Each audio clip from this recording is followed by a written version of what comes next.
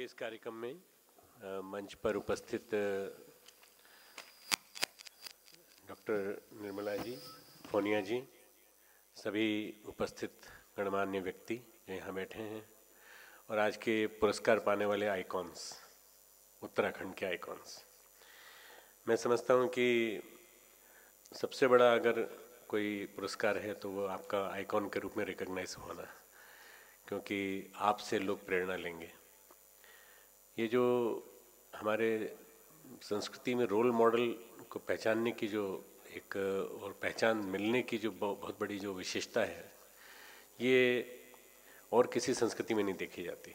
हमारे यहाँ वहाँ पर विदेश में पुरस्कार दिया जाता है, पैसा दिया जाता है और भी चीज़ें दी जाती हैं, पर भारत में, भारतीय संस्कृति में रोल मॉडल को पहचाना जाता है, रोल मॉडल को सम्मानित किया जाता है, रोल मॉडल को लोग प्रशंसा की दृष्टि से देखते हैं, रोल मॉडल को लोग फॉलो करते हैं। ये जो रोल मॉडल हैं ये हमारे आदर्श हैं और इन्होंने अपने अपने क्षेत्र में अपने अपने हिसाब से मेहनत करते हुए, परिश्रम करते हुए बहुत कुछ अचीव किया है। लोग इनसे प्रेरणा लें, लोग इनसे मार्गदर्शन लें और लोग आगे बढ़ने का प्रयास करें। इंडस्ट्रियसनेस हो, चाहे श्रम की बात हो, चाहे सिडकुल में बैठे हैं, मैं तो यहाँ बहुत ज़्यादा नहीं आता, पर मैं दूसरी या तीसरी बार आया हूँ और मैं देख रहा हूँ कि सिडकुल के माध्यम से हरिद्वार का नाम पूरे देश में बहुत ऊंचा उठा है। सिडकुल में सबसे बड़ा होटल है, सिडकुल में सबसे बड़ा औद्योगिक परिसर है, सिडकुल में सबसे बड़ा मॉल है, ऐसे इस नाम से पहचाना जाता है। मैं बाहर जब सुनता हूँ, कलकत्ता में या मद्रास में, चेन्नई में, कहीं भी, तो ये जो सिडकुल है ये हमारे लिए एक वास्तव में एक रोल मॉडल के रूप में उभर के आया है। बस एक दुर्भाग्य की बात यह है कि हरिद्वार आते समय हमको जो रास्ता मिलता है वो रास्ता हमारे लिए बड़ा कठिन है। मैं अक्सर देहरादून एयरपोर्ट से फ्लाई करता हूँ दिल्ली के लिए, क्योंकि मुझे फ़्लाइट पकड़नी होती है दिल्ली से। पर जब मैं मुसीबत में आता हूँ और जब शाम के समय कोई फ़्लाइट नहीं होती, तो जब मैं बाय रोड आता हूँ, तब मुझे याद आता है मुजफ्फरनगर के बाद ये सारे के सारे गाने जो इन्होंने भाई साहब ने गाए थे, सारे के सारे याद आते हैं और उन्हीं को सुनता हूँ। उन्हीं को सुन करके मैं अपना किसी तरह चला आता हूँ। 4 घंटे का सफ़र होता है मुजफ्फरनगर से यहाँ तक का, बहुत कठिन। भगवान करे आप में से कोई ऐसा आइकॉन निकल के आ जाए जो इस 4 लेन हाईवे को जल्दी से जल्दी बना दे 1 साल के अंदर, तो कम से कम ये हो जाए कि हमारा सफ़र थोड़ा आसान हो जाए दिल्ली से यहाँ तक का। हरिद्वार की बहुत बड़ी पहचान है, ये उद्योग नगरी है, तीर्थ नगरी है, ये अब एक धीरे धीरे शिक्षा नगरी के रूप में, धर्म नगरी तो है ही, शिक्षा नगरी के रूप में भी उभर के आ रही है। मैंने अपना पहला विश्वविद्यालय जो इस उत्तराखंड गवर्नमेंट के द्वारा रिकग्नाइज्ड है, स्टेट गवर्नमेंट के द्वारा, वो पहला बनाया 2002 में, जब हमारे यहाँ सरदार जी थे, उनका नाम याद नहीं आ रहा है मुझे, वो गवर्नर साहब हुआ करते थे, बरनाला साहब, वो हमारे गवर्नर थे। और उस समय यहाँ पर जो वो थे भगत सिंह कोश्यारी जी, उस समय मुख्यमंत्री थे। उन दिनों ये पास हुआ था, पहला बिल पास हुआ था स्टेट यूनिवर्सिटी का। आज तो मैं देख रहा हूँ कि करीब करीब 20-22 यूनिवर्सिटीज़ बन गई, बहुत सारी, ढेर सारी। पर हमने अपने स्टैंडर्ड को मेंटेन किया है। आज ही हमने सुबह 24वां दीक्षारंभ संस्कार किया है, इनिशिएशन सेरेमनी, और कोशिश की है कि शिक्षा के स्तर को ऊंचा उठा रखें। आज सारे संसार में जो सबसे बड़ा संकट है वो है आस्था संकट। 3 चीज़ें हैं सबसे बड़ी जो दुखों के कारण हैं। लोग दुखी हैं आज तो समाज में, दुनिया भर में। अज्ञान, अभाव, अशक्ति। अज्ञान यानी इग्नोरेंस, अभाव यानी लैक ऑफ रिसोर्सेज, अशक्ति यानी lack of energy, power, inner strength. अशक्ति की वजह से आदमी दुखी है, या अभाव की वजह से दुखी है, या फिर अज्ञान की वजह से दुखी है। अज्ञान का मतलब है जीवन जीना नहीं आता, जीवन जीने की कला के बारे में लोग इग्नोरेंट हैं, बहुत बहुत इग्नोरेंट हैं। मैं MBBS किया, मैंने MD किया, MD करने के बाद भी मुझे थोड़ा सौभाग्य मिला है BHL में 6 महीने काम करने का। मैं 1975 में यहाँ फिजिशियन बन के आया था और मैं E1 ग्रेड में ऑफिसर था। मेरे साथ डॉक्टर तनेजा हुआ करते थे, डॉक्टर के अग्रवाल हुआ करते थे, ये दोनों मेरे साथ के डॉक्टर हैं। उसके बाद मैं यहाँ से चला गया, भोपाल चला गया जनवरी, मतलब 7 महीने के अंदर ही। और भोपाल से मैंने कार्डियोलॉजी में स्पेशलाइजेशन लेकर के मैंने इंटेंसिव केयर यूनिट में फिजिशियन के रूप में रोल प्ले किया। गुरु के आदेश पर वापस हरिद्वार आ गया, यहीं पर शांति कुंज 1.5 साल के अंदर। और मुझे ऐसा लगता है कि आज अगर किसी चीज़ को मिटाने की ज़रूरत है तो वो है फिजिकल प्रॉब्लम्स की ज़्यादा नहीं है, मेंटल प्रॉब्लम्स इतनी ज़्यादा नहीं जितनी कि स्पिरिचुअल प्रॉब्लम्स हैं। क्योंकि आस्थाएं जो हैं हमारी रूट्स हैं, और इन रूट्स को जब तक हम ठीक नहीं करेंगे, डिजीज्ड रूट्स को ठीक करके डिजीज्ड रूट्स को जब तक हम मजबूत नहीं करेंगे तब तक हमारा स्टेम यानी मन हमारा मजबूत नहीं होगा। स्टेम यानी मन मजबूत नहीं होगा तो हमारी जो ब्रांचेस यानी हमारी बॉडी वो स्वस्थ नहीं होगी। आज क्या हो रहा है, हम ब्रांचेस को पानी दे रहे हैं, ब्रांचेस को फर्टिलाइज़र दे रहे हैं और ब्रांचेस को सींच रहे हैं। वाइटामिन्स लिख देते हैं डॉक्टर्स, सभी तरह की चीज़ें लिख देते हैं। डॉक्टर्स की संख्या कम नहीं हुई है, डॉक्टर्स की संख्या बहुत बड़ी है। इसके बावजूद भी आदमी बीमार क्यों है, आदमी दुखी क्यों है, आदमी परेशान क्यों है, मुस्कुराहट क्यों नहीं आती, हंसी क्यों नहीं आती। आज अगर आप देखें तो हंसी लुप्त हो गई है, मुस्कुराहट लुप्त हो गई है, नकली बनावटी मुस्कुराहट दिखाई पड़ती, जहाँ भी देखते हैं बनावटी मुस्कुराहट। उसको मैं एयर होस्टेस स्माइल बोलता हूँ कि जहाँ एयर होस्टेस मुस्कुराती है और आपको अंदर आने का स्वागत करती है, आमंत्रण देती है, वो एयर होस्टेस स्माइल है। वो अंदर से दिल से जो आने वाली जो हंसी है, भगवान कृष्ण गीता में कहते हैं अशांतस्य कुतः सुखम। अशांत व्यक्ति को सुख कहाँ से मिलेगा? शांति नहीं है, मन की शांति होगी तब सुख मिलेगा। सुख मिलेगा तब आदमी मुस्कुराएगा, तब आदमी हंसेगा। इसलिए पहले सबसे पहले शांति चाहिए। और शांति के लिए क्या है, 3 चीज़ों से हमें मुक्ति लेनी पड़ेगी। 3 चीज़ों के पीछे भागना बंद करना पड़ेगा। वासना, तृष्णा, अहंता, ये 3 ऐसे हैं जिसके लिए भगवान ने कहा है त्रिविधस्य नरकस्य इदम द्वारम। नरक के 3 द्वार हैं, ये वासना, तृष्णा, अहंता।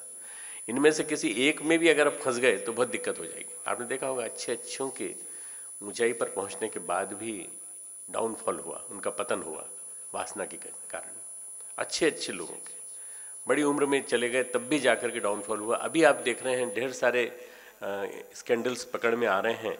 ये हमारी वासनात्मक जो वो है प्राप्ति के लिए, वासना को की तृप्ति के लिए हम लोग कोशिश करते हैं, ये कभी तृप्त नहीं होती। तृष्णा न जीर्णा वयमेव जीर्णा, तृष्णा न भुक्ता वयमेव भुक्ता। भर्तहरि लिख गए हैं कि हमें जीर्ण नहीं करती, बल्कि हम ही भोग लिए जाते हैं। हम अपने उनको भोग नहीं पाते, हम उनको वासना को, तृष्णा को और अहंता को भोग नहीं पाते। तृष्णा यानी ग्रीड, इमेजरेबल इमेंस ग्रीड, इतना ज़्यादा लालच कि हम रात भर में करोड़पति बन जाएं। आज आदमी की ग्रीड बहुत बढ़ गई है इस आस्था संकट के ज़माने में, क्राइसिस ऑफ फेथ के ज़माने में। ग्रीड को कम करने के लिए अगर हम प्रयास करेंगे, हम पाने की कोशिश करें, मैं ऑप्टिमम पाने की कोशिश करें, 10,000 मिलता है तो 20,000 पाने की कोशिश करें, पर उसके लिए इलीगल मीन्स न अख्तियार करें। आपने देखा नहीं, दिल्ली में सरकार आ गई एक जो केस पकड़ रही है, दुनिया भर के केसेस पकड़ रही है। मालूम नहीं कितना कर पाएंगे वो लोग, मुझे नहीं मालूम। मुझसे लोग कमेंट पूछते हैं कि आप बताइए आपका क्या मंतव्य है। मैं यही कहता हूँ कि it has to go, it has to be sustainable. ये सस्टेनेबल होना चाहिए क्योंकि सब इन्वॉल्व है।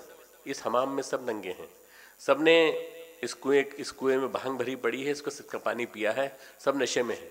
इसलिए पकड़ में ये लोग भी आएंगे, और जब ये लोग पकड़ में आएंगे तब बहुत डाउनफॉल होगा। इसलिए हमें ये मान के चलना चाहिए कि इसको सस्टेनेबल बनाने का प्रयास हम लोग करें। ग्रीड कम हो। प्रसन्न रहने के 2 ही उपाय हैं, या तो आवश्यकताएं कम करें या परिस्थितियों से तालमेल बैठाएं। यदि आवश्यकताएं कम नहीं करेंगे, आवश्यकताएं जरूरत से ज़्यादा बढ़ती चली जाएंगी, परिस्थितियों से तालमेल बिठाने का प्रयास नहीं होगा, तो आप प्रसन्न कभी नहीं रहेंगे। प्रसन्न रहना एक तरीका है, एक टेक्निक है, उसके लिए आपको कोशिश करनी पड़ेगी। तीसरा है अहंता। अहंता यानी ईगो, मैं कुछ हूँ, मुझे जानो, मुझे पहचानो, मैं हूँ कौन। वो है ना, आपने गाना सुना होगा डॉन का कि मुझे जानो, मुझे पहचानो, मैं हूँ कौन। मुझे पहचानो। ये आदमी चाहे पॉलिटिशियन हो, अब आप देखिए एक माला पहनाई जा रही है तो एक माला पहनाते समय 5 चेहरे और इधर से घुस जाते हैं, 5 चेहरे और इधर से घुस जाते हैं। उनमें से कोई एक न एक दिन जो है वो वार्ड का इंचार्ज बन जाएगा, एक न एक दिन जो है MLA बन जाएगा, एक न एक दिन वो MP की सीट के लिए आवेदन देगा। ये जो चेहरे हैं, ये जो चाहने की चाह है, मुझे जानने की चाह, मुझे पहचानने की चाह, ये आदमी गिरा देती है। मुझसे कई लोग कहते हैं डॉक्टर साहब आपने इतना काम किया, आप इतना लिखते हैं, आपने इतने सोशल वर्क किए हैं, आपको लोग पहचानते क्यों नहीं हैं और बाकी लोगों को क्यों इतना पहचानते हैं? मैंने कहा मुझे पहचानने की चाह नहीं है, बस चाह नहीं होना चाहिए। जब चाह नहीं होती तो आदमी अपने आप ऊंचा उठता चला जाता है, क्योंकि आपको अपने आप की निगाह में नहीं, दूसरों की निगाह में नहीं, भगवान की निगाह में ऊंचा उठना है। परमात्मा आपको पहचानता है कि नहीं, बस परमात्मा तब पहचानेगा जब आपके इंटेंशंस प्योर होंगे। इंटेंशंस प्योर होना बहुत ज़रूरी है। मैं आज के इस पुरस्कार अवार्ड सेरेमनी में आके बहुत प्रसन्न हूँ। इसलिए प्रसन्न हूँ कि यहाँ पे इन लोगों को अवार्ड दिए गए जिन लोगों ने कुछ करके दिखाया। ये रोल मॉडल हैं और इन रोल मॉडल को फॉलो करना हर व्यक्ति का फर्ज होता है।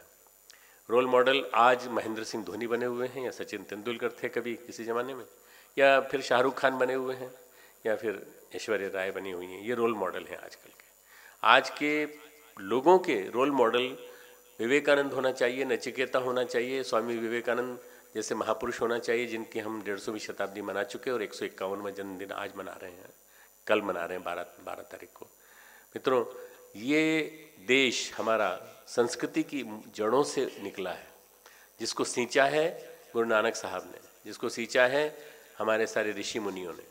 ऋषि उन्हें कहते थे जो अपनी काया की सत्ता में प्रयोग करते थे, और मुनि उनको कहते थे जो मनन करते थे। मनन करके मंथन करके ढेर सारा अमृत लिख के बोल के चले जाते थे, जिसको कि उपनिषद के रूप में, ग्रंथों के रूप में हम लोग देखते हैं।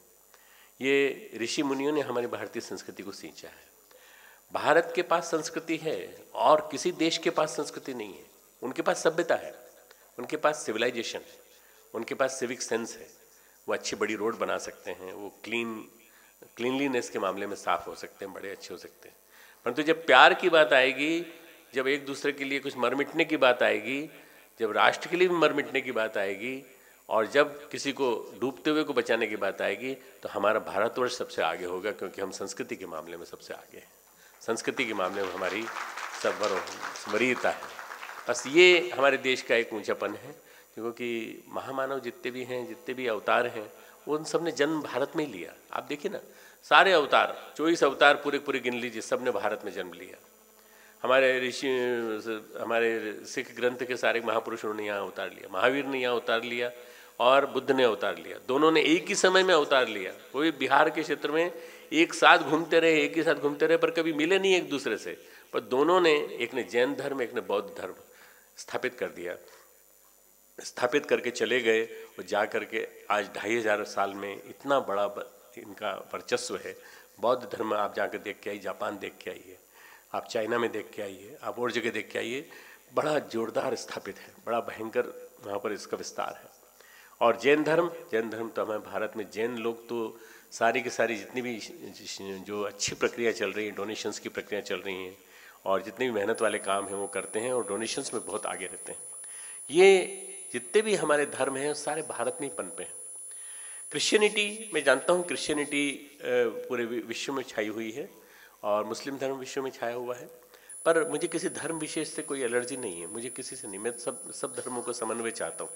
सब धर्म मिलकर के एक साथ काम करें, सब धर्मों की एक फुलवारी बने, सब धर्मों की फुलवारी बनकर हम सब मिलकर के एक साथ इस राष्ट्र को मजबूत बनाएं, सशक्त बनाएं। एक मोड़ ऐसा आ रहा है जिसमें परिवर्तन होने जा रहा है, जिसमें अभी हम लोग बात कर रहे हैं 2014 में। ये 2014 में एक 12 साल का एक संधिकाल आया है, जिसमें कि पूरे देश में, पूरे विश्व में बहुत सारे अभूतपूर्व परिवर्तन होंगे। ये मेरा पूर्वाभास नहीं कह रहा, ये शास्त्र की गणना, ज्योतिष की गणना, शास्त्रों का मनन पाठन करने के बाद जो चीज़ समझ में आई है वो ये कि ये बहुत ही विलक्षण वेला है। रामकृष्ण परमहंस के जन्म के साथ एक वैसी विलक्षण वेला चालू हो गई है, जिसमें कि इस धरती पर कलयुग का सतयुग, कलयुग समाप्त नहीं हुआ है, कलयुग चलेगा, पर कलयुग का सतयुग लगभग 4000 साल तक रहने वाला सतयुग आने वाला है, और वो सतयुग आने की शुरुआत इस समय है। रामकृष्ण परमहंस के जन्म के 175 वर्ष बाद संधि काल समाप्त होगा और वो चालू होगा। 2011 के बाद वो समय चालू हो गया है मित्रों। इसीलिए आपने देखा होगा 2011 के बाद अन्ना हजारे का मूवमेंट, अवेयरनेस, ढेरों अवेयरनेस। हमारे देश में सबसे बड़ी शक्ति है युवा शक्ति। मुझे इतना विश्वास है युवा शक्ति के ऊपर, 65 करोड़ युवा हमारे देश में हैं। ये युवा जिस दिन जाग जाएंगे, और ये युवा जिस दिन आध्यात्मिक बन जाएंगे, ये युवा जिस दिन देश के लिए कुछ कर, देश के लिए, राष्ट्र के लिए, विश्व के लिए कुछ कर दिखाने की उमंग इनके मन में जाग जाएगी, मैं समझता हूँ परिवर्तन पूरे देश में होगा, पूरे विश्व में होगा, परिवर्तन दिखाई पड़ने लगेगा। और ये समय विशेष जो है ये युवाओं के जागने का समय है। मैं कोशिश कर रहा हूँ, मैंने एक मूवमेंट खड़ा किया है, डिवाइन इंडिया यूथ एसोसिएशन, दिया, DIYA, दिया। दिया यानी दिया, हमने कुछ समाज को दिया। दिया यानी दीपक, मैंने एक दीपक जलाया, अपने अंदर एक दीपक जलाया। इस दीपक को मैं जलते रहने दूं और मैं सत्साहस के साथ, आदर्शवादी दुस्साहस के साथ आगे बढ़कर कुछ काम करके दिखा दूं। ऐसा 15 साल से 35 साल के बच्चे हमारे बीच में 2025 तक रहने वाले हैं। इनकी संख्या बढ़ने वाली है, कम नहीं होने वाली। पूरे विश्व में एकमात्र एक ऐसा देश है जो जवान देश है, वह है भारतवर्ष। बाकी सब बूढ़े देश हैं, उनकी औसत आयु 65 साल है, 70 साल है। पर जवान देश जो हैं वो भारत है, जिसकी औसत आयु इस समय 22 साल है।